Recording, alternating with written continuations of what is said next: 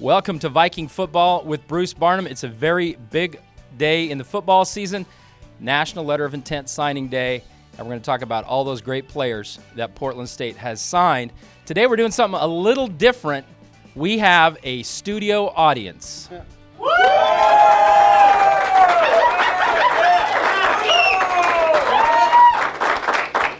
Everybody very excited to hear about the new signees at Portland State. I have the list right here, and we will go through all of these players. Coach Barnum will give you his take on these individuals, and the emphasis this year was on defense. No question about it. A great coach once told me if you have a really good defense, you can win a game 2-0, but that was kind of your focus this year. Yeah, a really good coach. It is. Defense wins championships, Mike, and that was the focus. We had some holes to fill there with some great players that left us. So if there were a couple extras, that's where it went. You'll see a load of linebackers and long athletes taken on that side of the football, but we have to be able to stop people. Okay, Portland State signing 16 student athletes, 13 high school student athletes, 3 junior college or transfer athletes, and we'll talk about each of them. We'll start with that defense, and a lot of guys. We'll start up front right away. A young man that you really liked, a defensive tackle, Anthony Del Toro. Yes, caveman down from Grants Pass. We dipped down there for a couple this year. Great program, Coach Musser and that crew down there. But Anthony Del Toro, the body to probably play earlier than most. But what he represents, Mike, and the list we're going to go through here is a tough group of student athletes. We didn't get the pretty boys. We didn't get the Hollywoods.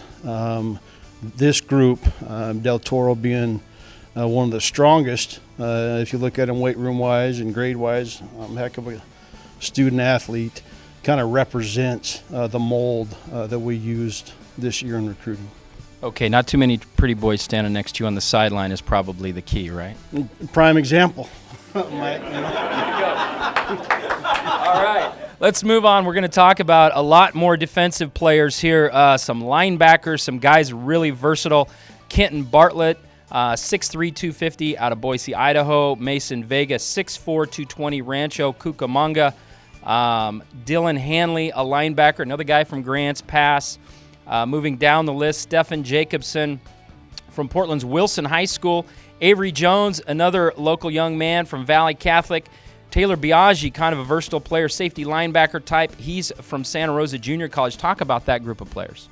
It's going to be tough to say all those names, Mike, but you said them, and we actually probably should click back to a name that you saw play last year.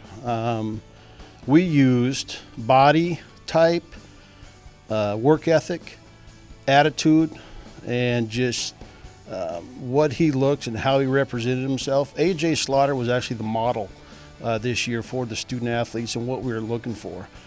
So those guys that you just read off, physically, they're that type of person. They're long student athletes who have a work ethic that's going to fit in here at Portland State. Some good names. Best player in Idaho, the state of Idaho on defense. We don't like to go too far, but we'll take the best one from those states. That's Kenton Bartlett. That's Kenton Bartlett. But, bouncing through, it's a group of linebackers that are going to be able to help us in a lot of different areas, whether it's special teams, whether it's rushing the passer, dropping. It's kind of the mold of speed we wanted on defense. All right, moving into the defensive backfield, a transfer from Oregon State, Chris Hayes, a cornerback, Ryan Wood, a defensive back from Glendale Community College, Montre Brown from Tacoma's Wilson High School, and you talked about some needs there in the defensive backfield, particularly at safety. Yes, we lost Peanut. We lost one of the best. So tough to replace him, but that group you just read, Mike, they strike like he does. It's a violent game. It's fun off the field, and we go to class and we do all the right things. But when it comes crunch time, you have to be able to strike somebody. That group you just read strike like Peanut does and strike with the violence we need on defense. But, again, how they're going to represent Portland State and what we have going here is why the fit we thought with those three guys was perfect. Okay, that's a look at the defensive players, and I think the studio audience is pleased to hear about that. All right. The one thing you can say, looking up and down this list, and you can see it at govikes.com, you can look at live video of these young men. They are long, as Coach Barnum said, great size, and certainly some great talent. We'll move over to the offensive side of the football, and Portland State returning, I believe, 8 starters on offense. Not quite as much need there, but you got some really good players. We have 6 names to mention. We'll start at tight end, and we talked about big athletes. We got a couple of really big tight ends coming in. A.J. Ruffin, Tacoma's Wilson High School, 6'5", 270. And then Daniel Gianosa, the only guy that can look down on Coach Matt Lunan. He's a 6'8", 245-pound tight end from Modesto. Yes, we need to hold the point. When we're really good running the football, Mike, we're able to hold the point at tight end. In that position, those 2 guys, young student athletes, but they have the ability to do that, plus run a route, plus catch a football. Very athletic student athletes, again, from great backgrounds, families, etc. Great fit, and they will allow our offense to be a little more versatile in the run game. Now, the offensive line has always been a great position at Portland State throughout the years. A number of great players going through there. Very talented group has led to some tremendous offensive performances year in and year out under Bruce Barnum's direction. And, Coach, when we talked about these guys yesterday, you were really, really happy. 3 more big, talented young men. Tommy Laverty, local guy, Portland's Lincoln High School, 6'5", 280. Corbin Sorensen, 6'6", 280. He's from Kennewick, Washington. And a guy you love, Mustafa Torre, 6'6", 310. He played at Horizon Christian. Talk about what those guys, generally down the road is when offensive linemen contribute, but these guys will have a great start with their size. Well, we have to skip over their size, Mike, because you look at those 3 student athletes, their personality is what walks in the room first. I can't use some of the nicknames because we're public here, but that group, as far as people, are 3 of the most unique individuals I've ever met in my life. They'll fit in that room well. They know the tradition up front we have with the offensive line here and running the football. But, yes, they have the size. Yes, they have all the numbers. But the personalities that are going to meld with our football team from that group will keep it fun around here for many moons. Okay, we'll move on to another position that has had great talent over the years, and that's quarterback. And you got another one, Davis Alexander, that you were just glowing about. Gig Harbor High School, a young man who's really versatile at the quarterback position.